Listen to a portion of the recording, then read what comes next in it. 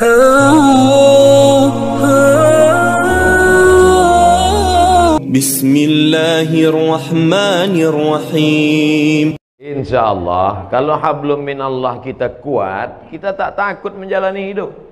Tak takut. Selama ini orang bela kita, masa kita takut? Cuman kas pulang kita nanti kan sendiri. Itulah gunanya hablum minallah itu mesti kuat. Kalau sudah kita angkat kedua tangan menghadap Allah, yang lain itu semua kecil. Allahu Akbar. Pejabat-pejabat kalau dia tidak mampu mengatakan Allah lebih besar dari jabatannya, stres. Ditekan atasan, di jalan kena tilang, macet, sampai di rumah ditekan orang rumah pula. Apa tak gila lama-lama? Makanan kolesterol, minuman diabetes yang ditonton, dibuka internet orang membuli, mengejek, foto kita bagus pun diejek orang, jelek diinjak orang.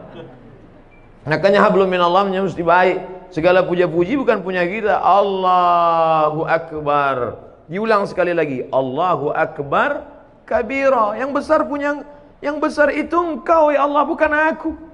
Aku tidak ada nama besar. Kalau kita merasa diri kita besar, ketika kita dikecilkan orang, sakit tak hati kita? Sakit. Tapi kalau kita merasa kita bukan apa-apa dan bukan siapa-siapa, diejek orang, biasa aja. Jadi Ustaz kalau dibully diejek orang tak sakit itu Ustaz? Ada juga sedikit. Cuman tak besar kali. Nah, oleh sebab itu maka hablum minallah ni baik. Kita kalau terlalu dipuja-puji orang, melambung kita, merasa terbang di awan, maka balikkan kepada Allah. Allahu Akbar kabira wa subhanallahi bukratan wa asila. Subhanallah, yang suci itu Allah, sedangkan aku banyak silap, banyak salah, banyak dosa. Kemana kita mengadu, kemana kita menghadap? Wajahtu wajhiya, kuhadapkan wajahku. Wajhiya itu artinya wajahku. Kuhadapkan wajahku ini kepada siapa? Bukan kepada atasan, bukan kepada direktur, bukan kepada GM, general manager. Kuhadapkan wajahku kepada dia. Lilladzi fataras samawati wal ard. Langit, bintang gemintang, Venus, Merkurius, Neptunus, Mars, semua dalam genggaman kuasanya. Innama amruhu idza arada syai'an ayaqula lahu kun. Kecil bagi dia. Dan sebab itu orang barat itu terlalu dipikirkannya dunia ini sampai tak bisa dia tidur, kena penyakit insomnia. Dimakan 3 pil satu hari barulah bisa tidur. Habis dosis itu bangun tak bisa lagi, dimakan lagi. Akhirnya hilang penyakit itu, datang penyakit buah pinggang. Sedangkan orang kita tak makan pil tertidur, asal nampak muka ustaz tertidur. Berikut ini mari kita dengarkan tausiah yang akan disampaikan oleh Al-Mukarram. Begitulah hebatnya. Hablum minallahnya harus kuat. Orang kalau tidak kuat hablum minallahnya, dia akan kedukun. Orang kalau tidak, memang namanya sekarang tidak dukun. Kau ku tengok hidup kau tenang-tenang aja sekarang. Iya, aku sejak ada penasehat spiritual ini.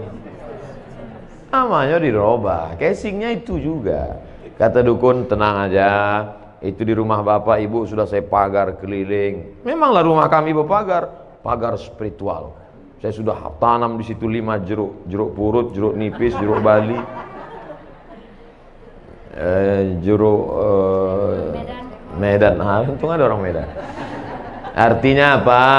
Kita berserah kepada Allah. Langkahkan kaki dari rumah, serahkan pada Allah. Bismillahirrahmanirrahim. La haula wala quwata illa billah. Setiap perubahan waktu mesti connecting dengan Allah, jangan sampai putus. Subuh, terbit fajar, Allahu Akbar. Bergeser waktu zuhur, Allahu Akbar. Condong matahari asar, Allahu Akbar. Tenggelam matahari nampak merah di barat, Allahu Akbar. Hilang merah sempurna malam, Allahu Akbar. Bangun tengah malam tahajud, Allahu Akbar. Jangan ada stasiun pergeseran waktu yang kosong dari connect dengan Allah. Sedangkan connect dengan internet aja putus, pusing kepala kita. Telepon aja kalau putus-putus nyambung, bisa kita salah paham. Abang di mana? Kata ibu. Mantan katanya. Apa kata ibu? Pak, kan? Apalagi putus kontak kita dengan Allah Subhanahu wa taala. Sedangkan putus pulsa saja pusing kepala kita. Ini sampai putus hubungan dengan Allah. Makanya ada 5 stasiun yang wajib: subuh, zuhur, asar, maghrib, isya, tambah 2 lagi duha dengan tahajud malam. Pagi, siang duha, malam tahajud. Jangan sampai putus kepada Allah. Serahkan semuanya pada Allah. Di awal itu kita serahkan kepada Allah. Hanifan musliman, hati musliman, aku serahkan semuanya kepada Engkau ya Allah. Wa ma ana minal musyrikin. Sebelum salam, at-tahiyatul mubarakatus salawatut thayyibatu lillah. Punya Engkau, bukan punya aku. Assalamualaikum warahmatullahi. Assalamualaikum warahmatullahi. Makanya kalau datang susah hati, risau, gundah gulana, galau, ambil air wudhu, ajab kala kiblat, Allah. Wasta'inu bis sabri was salah.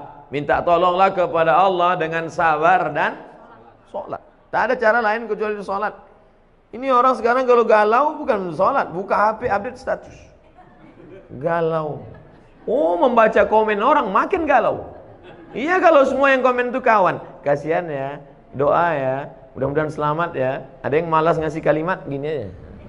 Ada yang ngasih sebenarnya. Ada pula kawan, mampuslah kau, kata dia.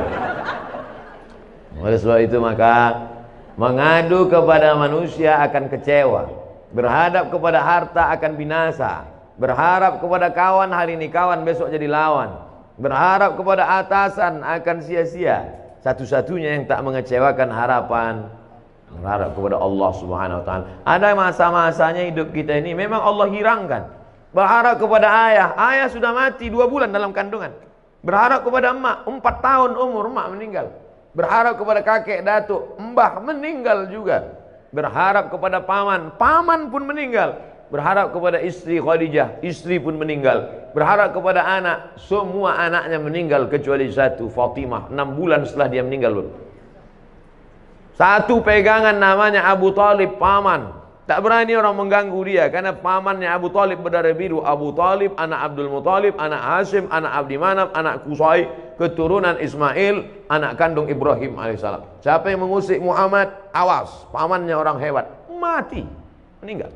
Istri yang selama ini menghangatkan jiwanya, yang menenangkan batinnya, meninggal di tahun yang sama. Akhirnya dia pergi mengadu ke Taif. Diharapkan orang Taif ini menyambut, menenangkan. Orang Taif bukan menyambut dia dengan tola al-badru alaina.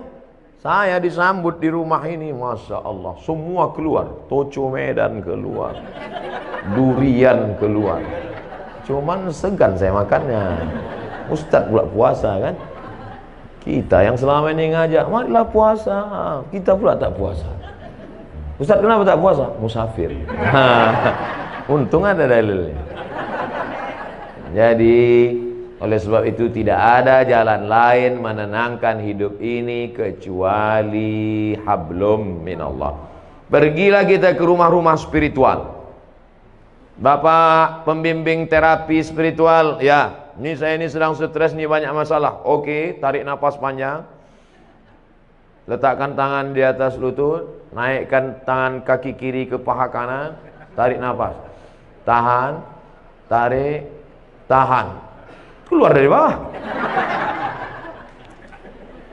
Pejamkan mata, dengarkan suara gemericik air terjun, dengarkan suara kicau burung, hirup aromaterapi, bunga-bunga dibakarnya. Gimana perasaan? Tenang, tenang. Gimana tenang? Tenang. Balik kacau lagi.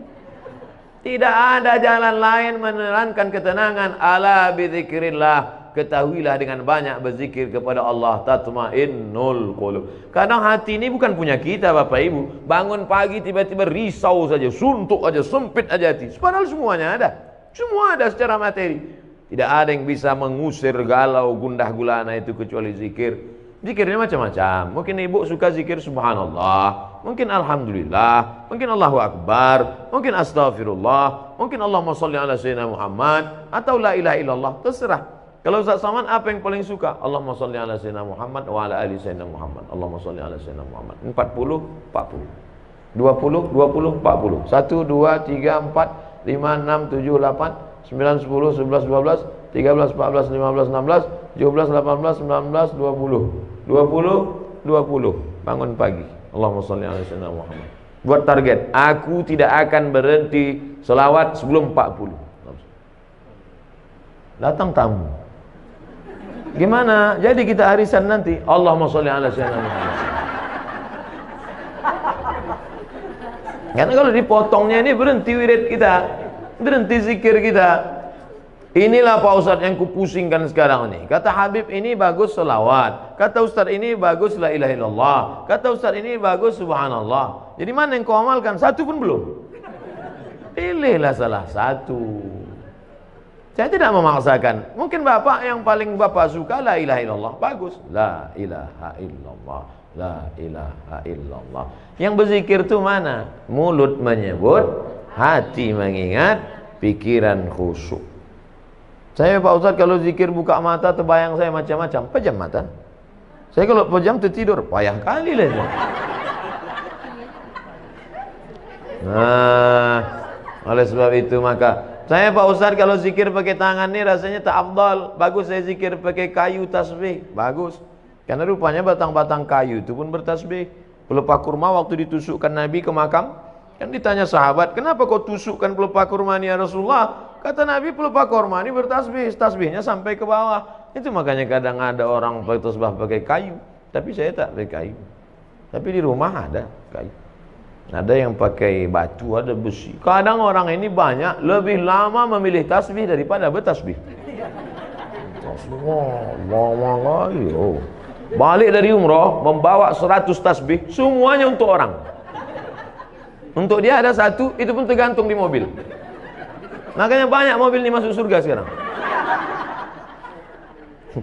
Ambillah satu, ketiklah tasbih itu 100, subhanallah 100, alhamdulillah 100, Allahu akbar 100, la ilallah 100, la haula wala quwata illa billah 100. Wallazi anzala sakinata, dia yang menurunkan ketenangan fi qulubil mu'minin, ke dalam hati orang yang beriman. Jantung sebelah kiri berdetak, dua jari di bawah berdegup dan berdetak. Disitulah letak zikir itu.